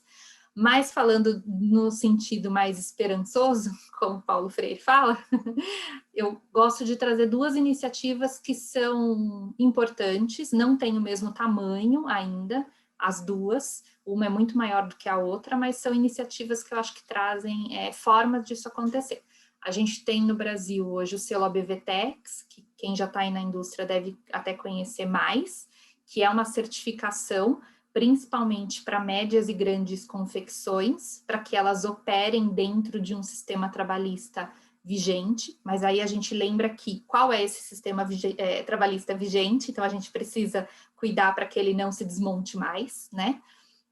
Mas a ABVTEX é uma certificação bastante séria com relação às oficinas e tudo mais, porém, por exemplo, quando a gente pensar em pequena marca, dificilmente ela vai conseguir contratar uma oficina que tenha o selo ABVTEX, porque muito provavelmente a quantidade de produção e até o valor não vai ser muito congruente com o que aquela marca vai poder custear naquele momento, né? Mas a gente tem isso operando, né? Conheço algumas grandes varejistas que passaram, sim, por denúncias muito sérias de trabalho análogo à escravidão e que entenderam, né, que vão precisar fazer diferente. Não sei se é pelo amor ou pela dor, mas não sei se foi por uma questão de perda comercial, mas que hoje estão conseguindo reter um pouco mais isso, né? Quando a gente fala em trabalho análogo à escravidão, é importante a gente lembrar que a maior parte desses trabalhos também é alimentado, porque na indústria da moda a gente tem aí as famosas terceirizações, quarteirizações, quinteirizações. A gente, assim, não dá conta de saber da onde aquela peça está vindo. A gente daria, se a gente quisesse, né? Mas a gente sabe que naquele passo a passo de buscar o fornecedor mais barato e coisas do tipo, essa relação se torna muito ofuscada. E aí eu gosto de trazer uma iniciativa que é muito interessante, ela ainda não tem braços para crescer, então quem quiser financiá-la vai ser muito bem-vindo, que apesar da gente precisar construir um mundo em que a gente não dependa tanto do dinheiro, hoje a gente depende, que é o Instituto Alinha. Então, para quem não conhece, é uma iniciativa muito, muito legal. Quem desenvolveu foi a Dari Santos. O Instituto alinha de uma maneira, assim, muito resumida, tá, gente? Porque a Dari, ela vai conseguir explicar isso muito bem. No canal do YouTube tem alguns vídeos dela que vale vocês conferirem. É um instituto que profissionaliza oficinas. Então, ela entra em contato, né? Ela atua junto a oficinas para conseguir formalizar essas oficinas. Porque é também muito comum a gente, não que isso isente, tá? De forma alguma, porque a grande empresa, ela tem obrigação de saber o que ela está contratando. Mas é comum também as pequenas oficinas nem saberem o que é um trabalho formal. Eles vão que vão, né? Porque tipo pagar conta, os boletos venceram e eu vou fazendo a coisa acontecer. Então, a Dari, ela faz com que isso funcione de uma maneira interessante e aí ela consegue conectar, né? Quem quer produzir com quem está produzindo. As peças que são feitas nessas oficinas, elas vão com um QR Code. Nesse QR Code, ele funciona como um sistema de blockchain, que é aquela criptomoeda, então eu consigo entender por onde esse produto passou. Então ela conseguiu trazer, a Dari não é da moda, né? Ela trouxe esse sistema pro mundo da moda exatamente para sanar uma das maiores dores, que é entender a cadeia produtiva. Né? Então é um projeto muito legal, muito, muito interessante. Infelizmente ele ainda não tem braço, né? Mas é um processo que está em crescimento. Eu acho que são as duas iniciativas mais importantes. Mas a melhor iniciativa, gente, é a gente lembrar que antes da gente ser estilista, produtor, estudante de moda, a gente é gente. A gente é cidadão, somos pessoas e, querendo ou não querendo, independente de qualquer discussão politizada, que a gente precisa politizar, mas a gente tem o nosso voto, né? Então, pensar no nosso voto é também pensar em quem a gente está colocando lá para fortalecer ou não essa relação que a gente tem com as relações trabalhistas, né? A gente bem falou do problema do lixo, quase ninguém sabe, mas quem fomenta a criação de lei é vereador. Eu não sei, talvez nem todo mundo que esteja aqui dessas 100 pessoas saibam quem é o vereador do seu bairro, né? Então, depois não adianta a gente reclamar que não está tendo coleta seletiva naquele bairro se a gente nem sabe quem é o vereador que está atuando ali, que pode ou não fortalecer essa relação. Então, vocês percebem como tudo está um pouquinho ali atrás ainda, né? É claro, não é romantizar não, tá, gente? Não é isso que vai resolver tudo de uma vez, mas é um processo, né? Não sei se respondi, Eliane, mas eu vou, de qualquer forma, depois tentar pegar algumas outras inspirações e, se a Fer me autorizar, eu compartilho com ela e aí a gente expande pela rede também. Respondeu sim, respondeu perfeitamente. E enquanto você falava, eu fui refletindo também, né? Que ao mesmo tempo que nós precisamos dar esse passo, como a pessoa do Instituto Alinha fez, nós também precisamos ter essa lembrança que você mencionou, que somos pessoas, somos seres humanos, consumidores, cidadãos, e nós temos o nosso papel. E eu creio que esse ambiente aqui, essa discussão, te ouvir, tudo isso faz a diferença para a gente resgatar essa memória e fazer diferente os nossos diversos papéis. Sim, fundamental. E apoiar da maneira com que a gente puder, né? Sim. Como você bem disse, isso é uma realidade, não é uma projeção negativa no sentido de fantasiar um outro cenário, mas é uma projeção que tem embasamento, a gente possivelmente vai ver esse cenário piorar, sim, né? Então, como que a gente pode se articular? Seja enquanto atuantes de alguma marca, contratando essas pessoas, e não é no sentido assistencialista, é no sentido de que todos trabalham juntos, cooperados, porque um depende do outro, né? Como pode, de repente, mobilizar outros movimentos e compartilhar, né? Uma das coisas que a gente acabou desenvolvendo no Retecendo, com muita resistência, porque a gente não gosta de dar as coisas prontas, que a gente acha que isso também não faz as pessoas desenvolverem essa relação crítica, né? Mas uma das coisas que a gente entendeu que podia ser uma ferramenta foi criar um guia com essas facções, com essas oficinas, que tenham um trabalho mais responsável, mais significativo, para poder conectar, né? Para poder facilitar. Porque a gente precisa unir isso, né? Entender onde essas pessoas estão agindo para, de fato, conseguir fomentar, né?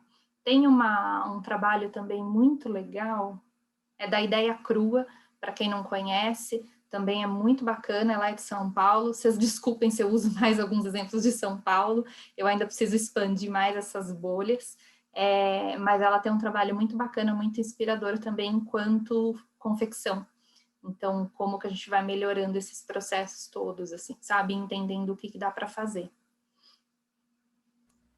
Júlia, fundamental para a nossa região aqui, você sabe, nossa região aqui, Maringá, Cianorte, né? O eixo Maringá, Cianorte, Londrina, Pucarana, é uma região de confecção, né?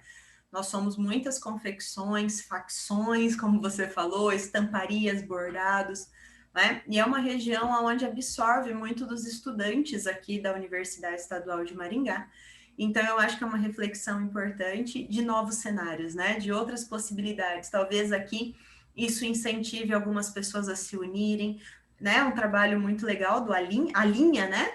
Isso. Né? De levar a formalização para setores terceirizados, levar a informação, isso também faz parte, né? Da nossa formação. Exato, fundamental. Bom, Júlia, acho que a gente está assim chegando aqui no final da nossa fala, que está incrível. Eu acho que se fosse por nós, nós ficaríamos aqui até meia-noite. Né? Eu quero só abrir assim, se você permitir, se alguém quiser perguntar alguma coisa em específico, né? Não quero alongar muito, que também eu acho que a gente podia transferir essa reunião para fora daqui. Antes de eu abrir para alguém pensar em alguma pergunta, vou falar para a Júlia fazer a sardinha dela, né? Fala certinho o seu Instagram e já pede para, olha, 98 pessoas que estão ao vivo começarem a te seguir, né? Os 2 perfis, o seu trabalho, e já fazer isso agora, né, Júlia? Então fala aí certinho como que escreve os 2 para todo mundo, ó, celular na mão, já tá mesmo? Vamos. Bom, gente, eu falo que uma coisa que eu tive que aprender durante a pandemia é ser uma influencer, né? Mas com o lado muito positivo de expandir todos esses olhares e esses papos aí sobre moda e sustentabilidade. Na rede eu tô como Júlia Codogno, que se escreve exatamente como tá aqui no Zoom, Júlia Codogno. Então, pelo Codogno é rapidinho de vocês conseguirem me encontrar. Não é um nome artístico, mas é infalível, porque não temos muitas pessoas na rede, então é rápido. Também é o mesmo nome que está no meu site. Por lá eu compartilho alguns artigos, exatamente nessa ideia de trazer provocações, reflexões, para que a gente possa, de fato, sair e furar um pouquinho as nossas bolhas. Por lá vocês vão conseguir encontrar algumas coisas que eu já fiz e o que eu estou colocando no mundo. Também tenho hoje um projeto, como eu falei para vocês, que chama Retecendo. Ele está como @re.tecendo. E aí, por lá, é um canal aí, uma tríade, né, como eu falei para vocês, junto com mais 2 profissionais, que foi gestado aí na pandemia e que vem aí trazendo também provocações pontuais com relação à moda e sob a lente da sustentabilidade. Por lá, hoje, a gente chega à nossa segunda edição dessa imersão, que acontece dia 3 de maio. A imersão tem duração de 15 horas, onde a gente fala aí sobre esses 3 olhares, matéria-prima de menor impacto, processos mais responsáveis e comunicação. São 15 horas em 2 semanas, para a gente conseguir decantar as informações também, porque são muitas. Tem a entrega de diversos materiais, então tem um guia de fornecedores de matéria-prima mais responsável, que são viáveis, que também não adianta a gente olhar para uma matéria-prima maravilhosa que está lá na Inglaterra, que não chega no Brasil. As oficinas, as facções, as instituições que a gente tem aqui no Brasil operando sob essa lente também mais responsável, e diversos outros ferramentas e organizadores para botar o bonde aí para andar, sempre pensando nessa relação de moda e sustentabilidade. Acho que é isso. Falei bastante, né? Vai ser um prazer, gente, receber todo mundo. Vocês me chamem por lá, porque a gente continua falando, como eu falei para vocês, essa relação... A gente leva daqui para lá, né, Júlia? E aí você posta aí algumas respostas, alguma ideia. Se alguém quiser perguntar mais, marca ela, marca o Moda Wen, que a gente está compartilhando, que às vezes a sua ideia, o seu questionamento é de todo mundo, né? Super, e vai se conectando, né? Eu acho que isso é mais importante, assim, a gente não vai saber de tudo, a gente às vezes se conecta com alguém que sabe algo que a gente não sabe, né? E vai realizando efetivamente uma troca, vai ser muito bom. Alguém quer fazer uma pergunta aí publicamente? Ligar o áudio? Eu anotei uma questão do Ronaldo, que ele pergunta se a mistura de fibra é 50% poliéster mais 50% algodão, você acha que seria uma possível solução? Pois é a mistura mais utilizada no mercado. A nível de reciclagem, o meu conhecimento técnico, através de quem atua efetivamente nesse cenário, diz que não ajuda muito, não. Que a gente ainda não tem ferramentas tão práticas, tão positivas, tão fáceis para conseguir trabalhar, mesmo com essa matéria-prima, pensando na reciclagem, sabe? Uma coisa que a gente vem também colocando em xeque, porque todas as coisas são novas, né? Então a gente vai meio que testando e tentando entender as respostas desses testes. Uma outra coisa que também já vem sendo colocada em xeque é essa relação de, por exemplo, algumas marcas, logo que começam, trabalham com materiais que são 50% PET reciclado e 50% algodão orgânico. E a gente fala que é um pouco queimar ouro, né? Porque o algodão orgânico, ele tem aí um outro processo, ele é uma matéria-prima mais cara, e o PET reciclado, apesar de ser uma das principais matérias-primas utilizadas por quem começa a trabalhar com sustentabilidade, principalmente pelo acesso, pelo preço, ele não é tão interessante se a gente pensar na relação das microfibras, como a gente falou, né? E ainda sobre o PET reciclado, só pegando o gancho na sua pergunta de composição, a gente está falando de um material que ele não necessariamente é reciclado do resíduo têxtil. Eu estou reciclando garrafa PET transformando em tecido. Então, eu não necessariamente estou solucionando o problema da minha própria indústria, né? Eu também não estou diminuindo a quantidade de garrafa PET que está sendo colocada no mundo. Então, eu estou fazendo dinheiro de mais uma forma, digamos assim, né? Estou gerando mais um mercado. Então, são vários os problemas. Mas tem alguns artigos muito bons sobre reciclagem, e imagino que amanhã a Marina vai até falar um pouco mais sobre isso por conta do relatório, que vão trazer um pouco mais enfoque para essa relação da composição que o Ronaldo colocou também, que eu acho que vai ser bem interessante. Porque pensar na mistura, porque na década de 1980, 1990, a mistura ideal era 67 poliéster e o restante de algodão. Uhum. Aí depois, quando surge a PET, quando eles começam a misturar, inclusive na cor preta, tudo mais, eles passam para 50-50.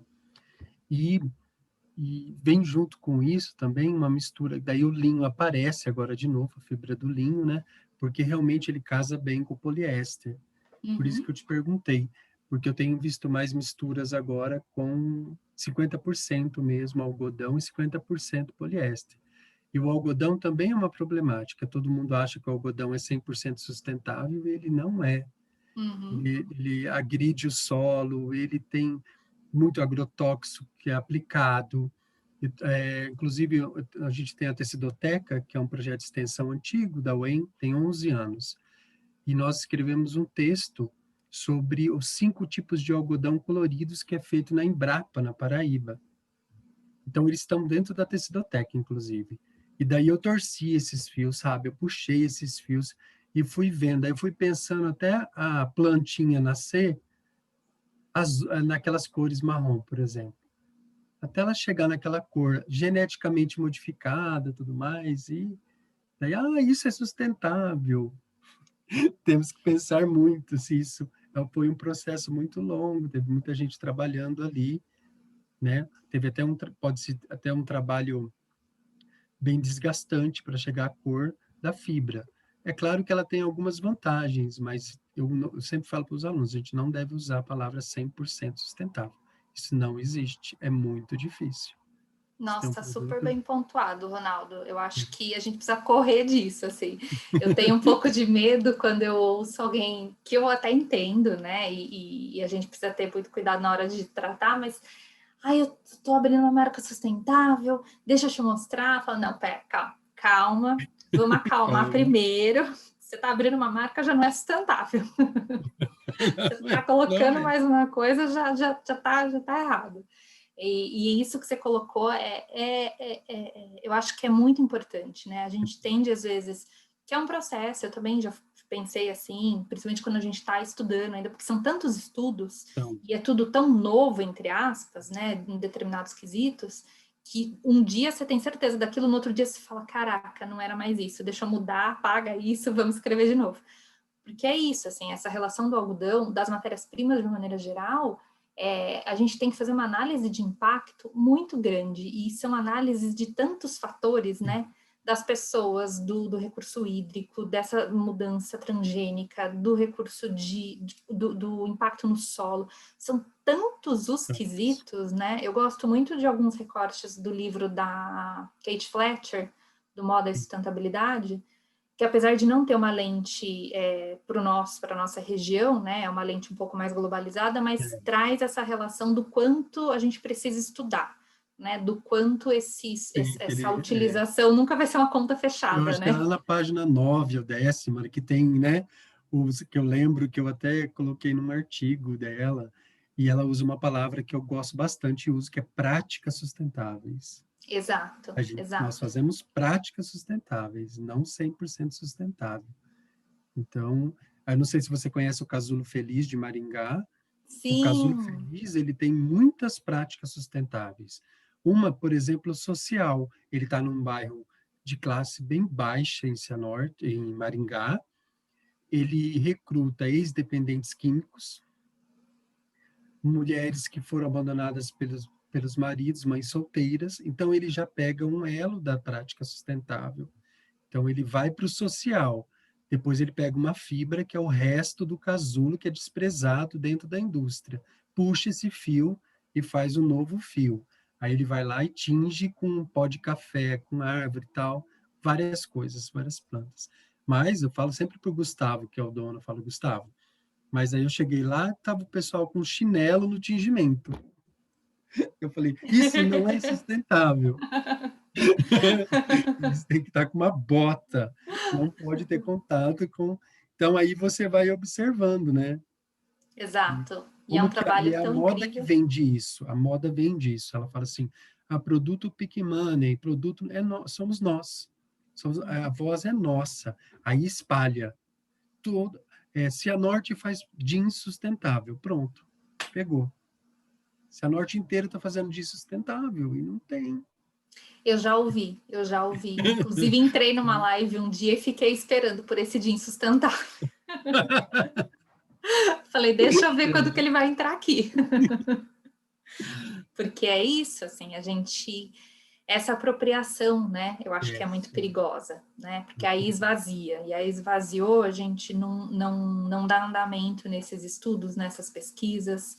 E eu acho que isso é muito perigoso, né? A gente tenta achar soluções rápidas e não tem. É melhor você achar uma possível solução e falar, nossa, não era, errei, me contradizer e replanejar e encontrei uma outra coisa, do que você tentar se abastecer com uma resposta simples, que não vai ser simples, né? Que não vai ser, é a primeira marca X sustentável. Não existe, não tem. Existe. Não Isso tem. é fundamental. Você falou do jeans, eu lembrei rapidamente de Toritama, que acabou ficando conhecida por conta do documentário também, né? Lindo. Então, também mostra o quanto a gente, às vezes, não conhece nada do país que a gente vive. Às vezes, a gente bebe de fontes internacionais, né? Vocês viram que, basicamente, todas as fontes dos estudos são provenientes de alguma instituição de fora. A gente ainda tem pouco recurso, né? Tem. A gente está perigando não ter o IBGE do ano que vem, né? O próximo. Então, a gente precisa tomar muito cuidado com isso e ter esses dados nacionais, conhecer o território que a gente está, entender é muito importante. Então, e Júlia, tem tempo ainda, né, Fernanda? Só vou falar mais uma coisa interessante que a cidade, Imagina. você vai gostar de saber. Então, o prefeito, o novo prefeito, eu coloquei até no chat, né, ele vai colocar um selo, ele pretende colocar um selo, porque aqui é a capital do vestuário. Então, na hora da etiqueta, na etiqueta vai estar se tem práticas sustentáveis, se tem menos lavagem no jeans, se tem aquele selo de qualidade. Então, essa é uma proposta dele enquanto candidato.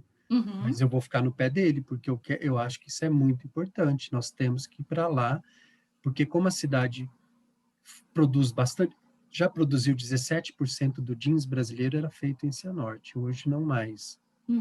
Então, isso é uma prática que eu acredito que vai funcionar. Muito legal, não sabia. Mas isso foi de campanha. Né? Ele entrou agora, começou em janeiro, vamos dar um tempo aí, mas essa é uma prática que eu achei bem interessante. Quando eu fui votar, pensei muito nisso, olhei bastante. E principalmente se ele buscar esse respaldo, não sei a formação, a atuação dele antes, mas ele buscar esse respaldo em pessoas que estejam na academia e na indústria, né? Para que tenha... Ele é o dono do Grupo Morena Rosa. Tá. Ele é o atual prefeito, né? Mas Tá. ele é um dos proprietários do grupo, então ele conhece bem a indústria.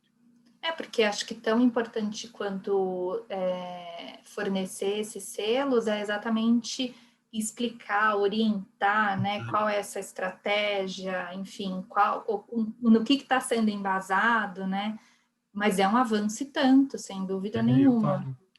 Eu acredito que ele vai conseguir. Muito legal, muito Mas legal. é isso. Parabéns, viu, Júlia? Adorei a sua fala. E ainda eu vou fazer uma live, eu já copiei 2 aqui que eu vou te roubar. Mas imagina, eu cito teu nome. favor. Mas pode deixar que eu cito o seu nome, tá bom? Por favor, vamos continuar esse papo. Vamos continuar essa conversa. Anota os caderninhos, ó. Ai, nem me fale. Depois ir para reunir esses papeizinhos soltos. Nada sustentável. Mas é bom, são reflexões Parabéns. boas. Imagina, Parabéns. Eu que agradeço pela recepção, pela escuta de todo mundo. Fiquei muito feliz, espero poder visitá-los pessoalmente. E imagina, estou super por aqui para a gente continuar essa troca, como a Fer bem pontuou, além desse papo, desse encontro, para a gente ir conversando. Muito obrigada, Júlia. Muito obrigada, Rô, pelas suas colocações, como sempre, né? E Júlia, em nome da comunidade UEM, eu acho que ninguém aqui queria acabar o assunto de hoje, mas nós vamos encerrando e vamos conseguindo transpor do que está acontecendo aqui para outras redes, não é? O Fashion Revolution começa como um movimento, uma rede, então é o movimento, né? O movimentar-se. Então nós vamos puxar a sardinha, a Júlia já, né? Passou aí o Instagram dela, também quero passar o meu. O pessoal que foi chegando não viu a nossa apresentação no começo, né? Então, eu também sou professora do curso de moda da UEM, professor Ronaldo, que estava falando professora Eliana, professor, nossa atual coordenadora do curso. Esse ano eu estou como professora embaixadora, a Raíssa Brito como discente embaixadora, e a nossa equipe organizadora, Maria Eduarda, Daiane, João Gabriel e Carol.